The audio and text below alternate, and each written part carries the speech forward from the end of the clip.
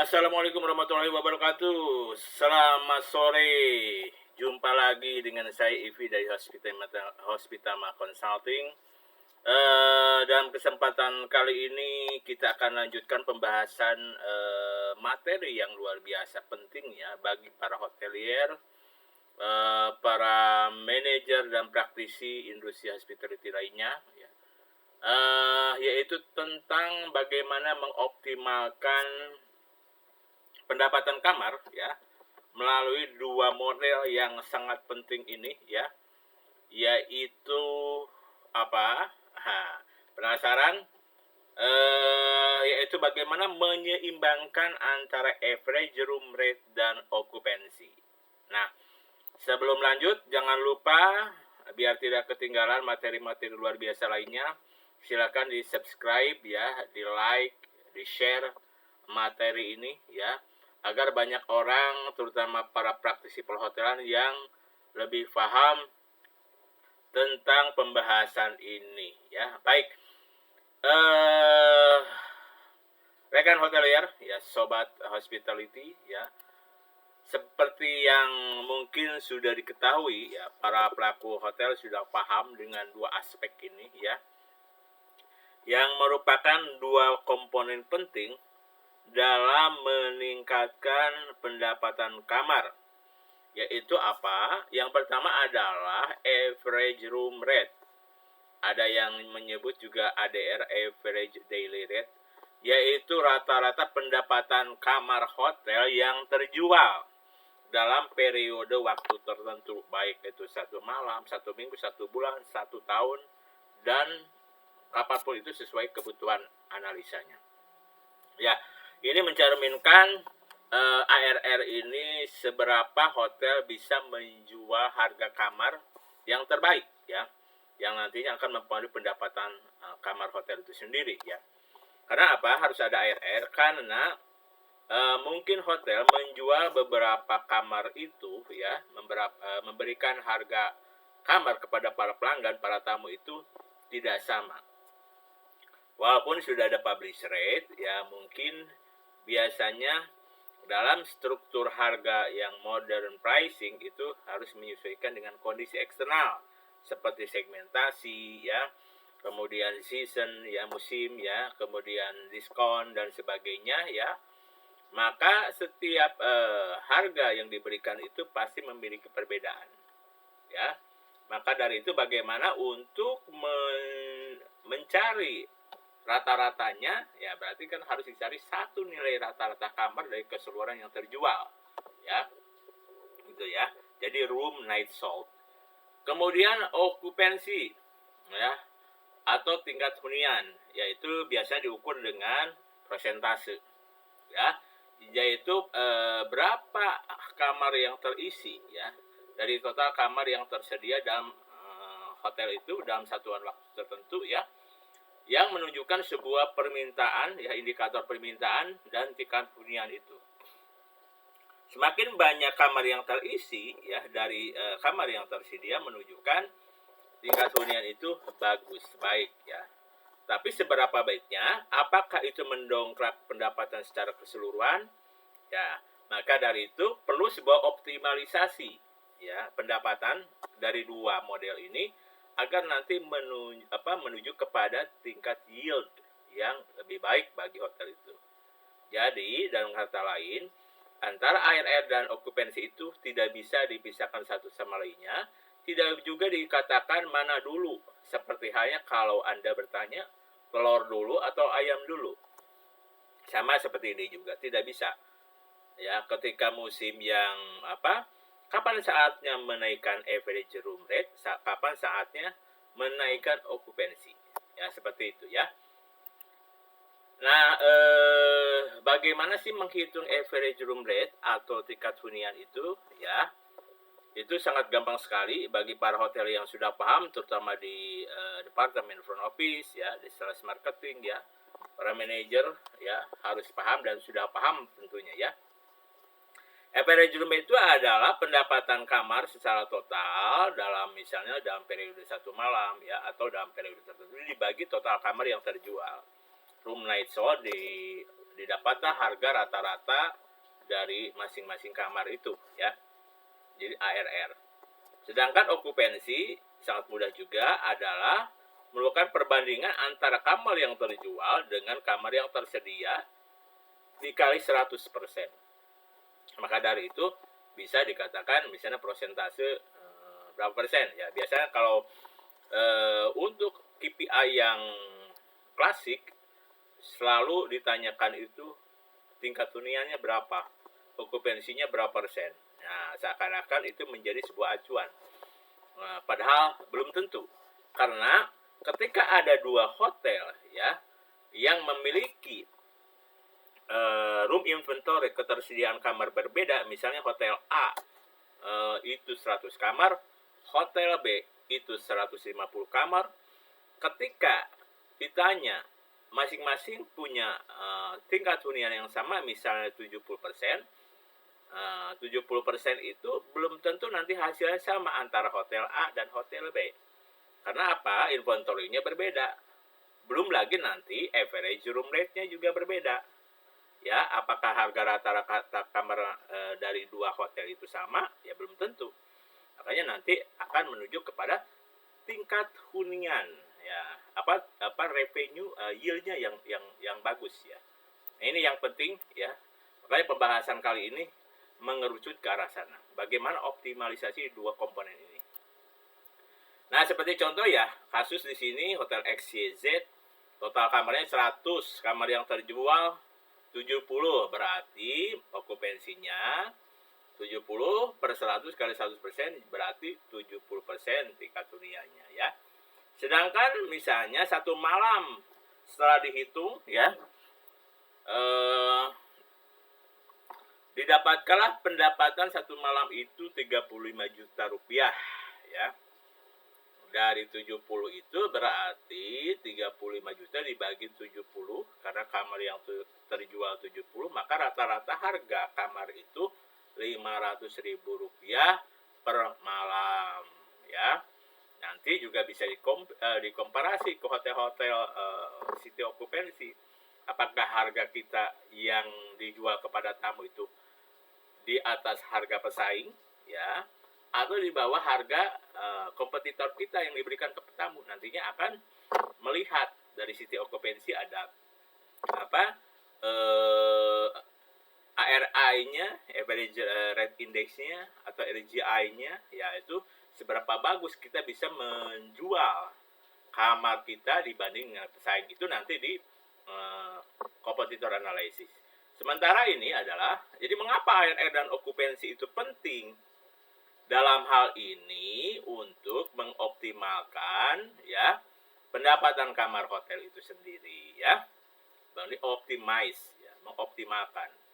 Jadi supaya misalnya tingkat huniannya 70, ARR-nya sekian, mendapat pendapatan kamarnya sekian, tapi masih ada potensi untuk dinaikkan lagi, berarti itu ada usaha mengoptimalisasi baik average room rate atau tingkat hunian ya.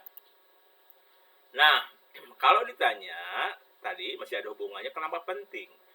Yang satu, hubungan antara average room rate dan okupansi itu satu harus ada keseimbangan ya. Antara ARR dan OCC itu sangat penting untuk memaksimalkan pendapatan total room revenue ya. Nah, jika ARR yang tinggi dengan okupansi yang rendah atau sebaliknya, okupansi yang tinggi dengan ARR yang rendah, itu dapat mempengaruhi tingkat profitabilitas hotel secara keseluruhan ya. Itu ya. Jadi ARR tinggi, okupansi rendah, atau okupansi tinggi ARR rendah, ya itu yang seperti timbangan itu ya, seperti ilustrasi timbangan yang ada di layar monitor yang Anda lihat. Nah, yang kedua, pengaruh ARR dan okupansi terhadap revenue management ya, pengelolaan pendapatan dari kamar ya. Untuk memonitoring dan menganalisis ARR dan okupansi itu membantu dalam membuat sebuah keputusan strategis bagi para revenue manager, para GM ya, FOM ya, yang berkaitan dengan revenue stream dari kamar terutama ya. Nah, kombinasi ARR dan okupansi ini yang optimal dapat berkontribusi terhadap RevPAR ya, revenue per available room yang lebih tinggi. Nah, apa itu RevPAR? Nah, ada istilah lain RevPAR ya. Kalau tadi ada ARR, okupansi, ini RevPAR ya. RevPAR itu sebetulnya satu key performance indicator hotel KPI ya. Sebuah metrik penting ya, dalam sisi manajemen hotel yang untuk mengukur pendapatan yang dihasilkan oleh setiap kamar yang tersedia. Kalau tadi saya jelaskan AR itu dari kamar yang terjual ya. Misalnya tadi kan 500.000. Nah, kalau RevPAR itu pembandingnya dari pendapatan berbanding kamar yang tersedia, inventorinya. Tadi misalnya 100 ya, hotel itu total kamarnya 100, berarti pembandingnya itu lebih besar, yaitu pembanding kamar yang tersedia. Ya, RevPAR ini memberikan sebuah gambaran yang secara keseluruhan tentang seberapa efektif hotel dalam menghasilkan pendapatan dari kamar-kamar yang tersedia. Dengan kata lain, kalau kamar yang terjual dapat revenue itu sudah pasti.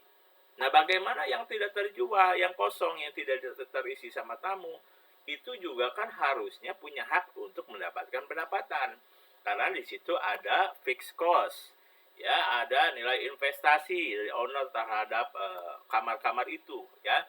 Makanya ini menjadi sebuah indikator juga RevPAR itu yang lebih objektif dari kacamata owner ya. Nah, rumus RevPAR ini adalah ada dua rumus. Yang pertama, total pendapatan kamar dibagi kamar yang tersedia, ya. Yang kedua, ARR dikali tingkat hunian, ya. Walaupun ada sedikit perbedaan hasil, ya, tapi tidak terjauh beda, ya. Hanya 0, sekian lah perbedaannya. Jadi silakan mau ngambil yang mana, ya. Apakah mau total pendapatan bagi kamar yang tersedia atau dari average index kali okupansi, biasanya nilainya sama. Ya, itu ya RevPAR tadi. Nah, seperti contoh di sini ada tabel ya. Untuk ilustrasi tabel di sini ada room inventory sebuah hotel 100 ya. Berarti kan total kamar yang dibangunnya 100. Di sini ada 6 bulan berjalan ya, Januari, Februari, Maret, April. Kolom pertama itu kamar yang tersedia 3.100 bulan Januari. Kenapa 3.100? Kalau bulan Januari itu biasanya jumlah harinya 31 ya. Dikali total room inventory 100 jadi 3.100. Kalau 100%. Ya, artinya kalau hotel itu bisa menjual 100%, nilainya itu di 3.100 unit kamar yang harus terjual dalam 1 bulan. Begitu juga bulan-bulan yang lainnya. Kalau Februari biasanya 28 hari, ya. Ada juga yang 29. Nah, di sini jumlah kamar yang terjual, ya, asumsikan hanya 2.100. Ya, kalau diokupansikan, berarti 2.100 itu 2.100 bagi 3.100 kali 100% hanya 67%. Nah, 67% di bulan Januari ternyata membukukan rata-rata harga kamar harian 1.500 per malam. Nah, RevPAR itu memang biasanya angkanya selalu lebih tinggi, lebih rendah, lebih rendah dari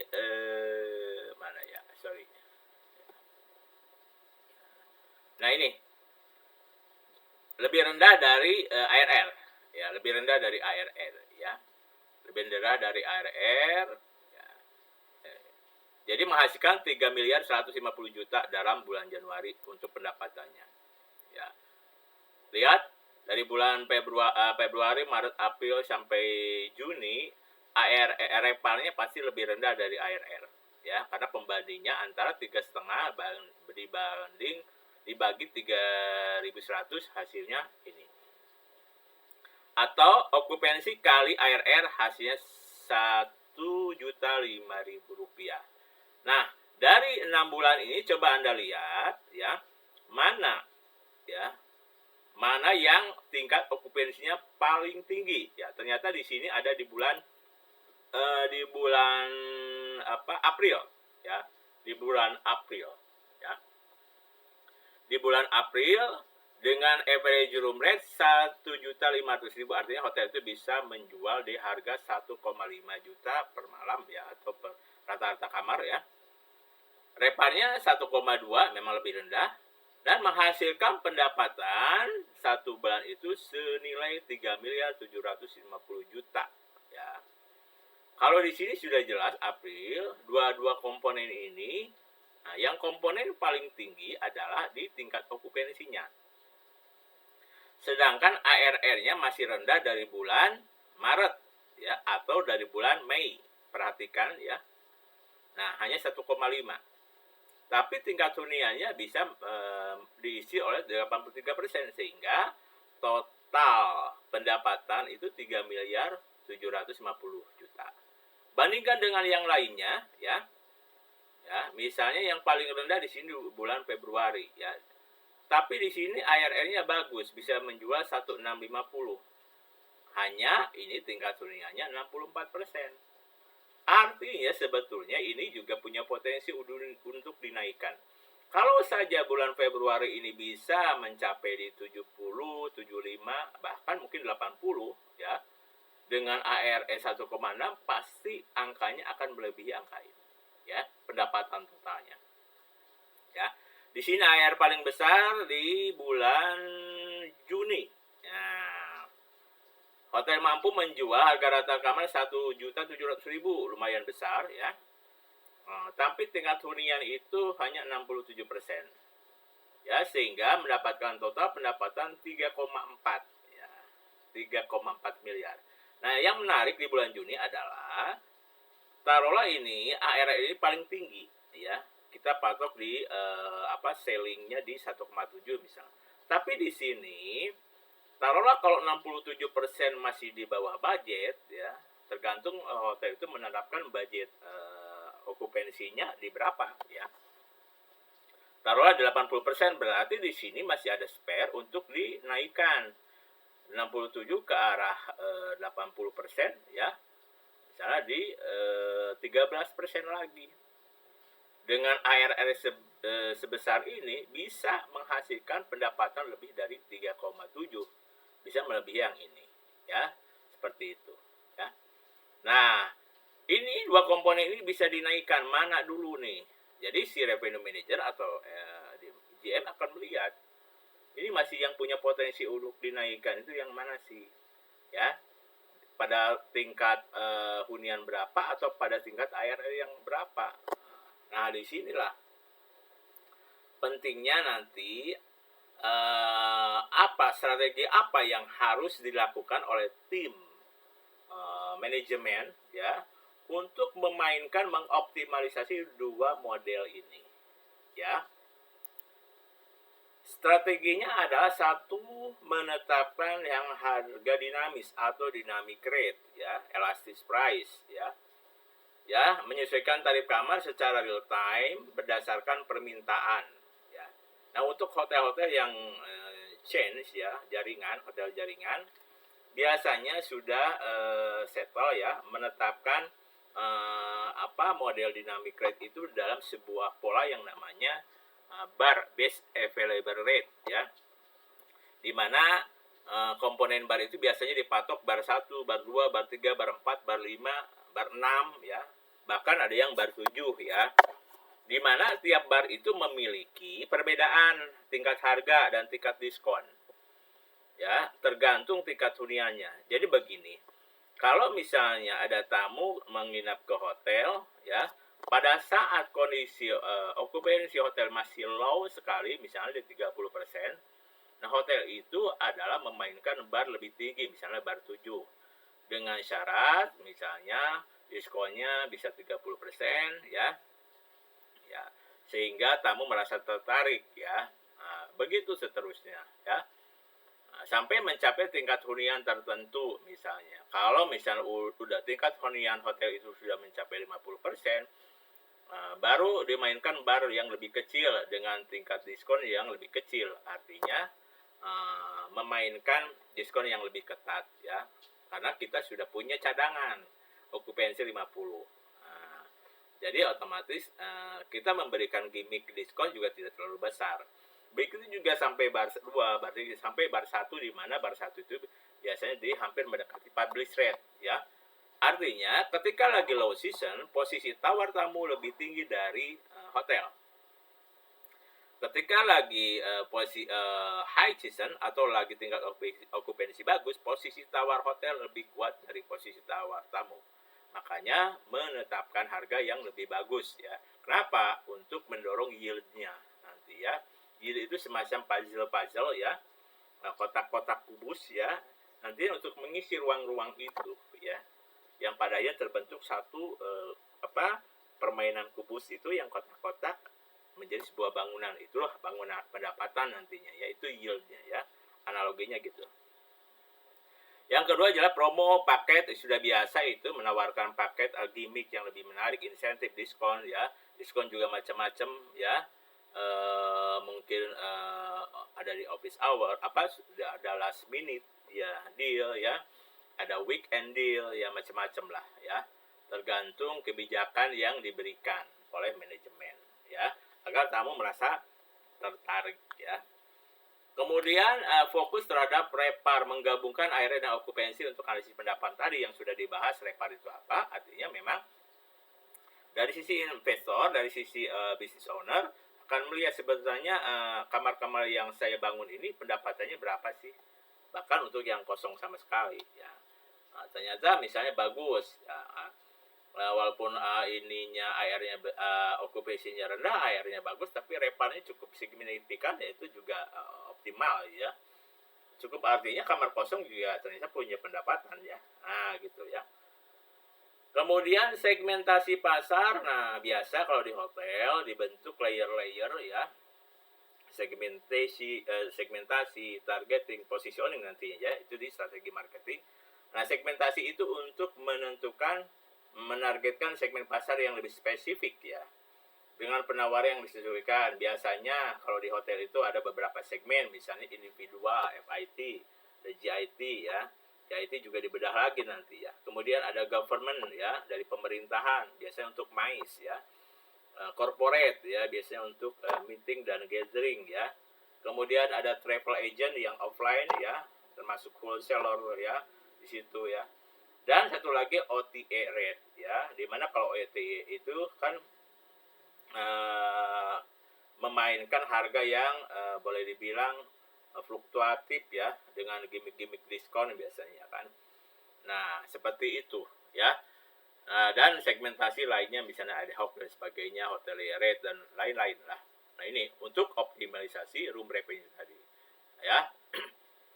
Nah, jadi dari pembahasan itu dapat disimpulkan bahwa untuk menyeimbangkan ARR dan okupansi itu memang adalah sangat kompleks ya. Nah, ini tapi dua-duanya penting untuk meningkatkan mengelola pendapatan kamar hotel ya. Dengan menerapkan tadi teknik dynamic pricing ya, promo paket ya, membuat segmentasi harga ya, kemudian mendorong repar ya, meningkatkan pendapatan total, itu akan mendorong optimalisasi pendapatan total kamar, total hotel dari kamar, dan memastikan keberlanjutan bisnis hotel berjalan lebih optimal ya. Jadi itu tadi ya pembahasan pada kesempatan ini ya, tentang bagaimana optimalisasi pendapatan kamar hotel melalui ARR dan okupansi ya. Terima kasih sudah menyaksikan video ini. Bagi yang suka ya dengan video ini, silakan share, like, dan subscribe channel ini untuk mendapatkan pembelajaran terbaru lainnya seputar dunia hospitality. Terima kasih, saya Ivi. Sampai ketemu di lain kesempatan. Assalamualaikum warahmatullahi wabarakatuh.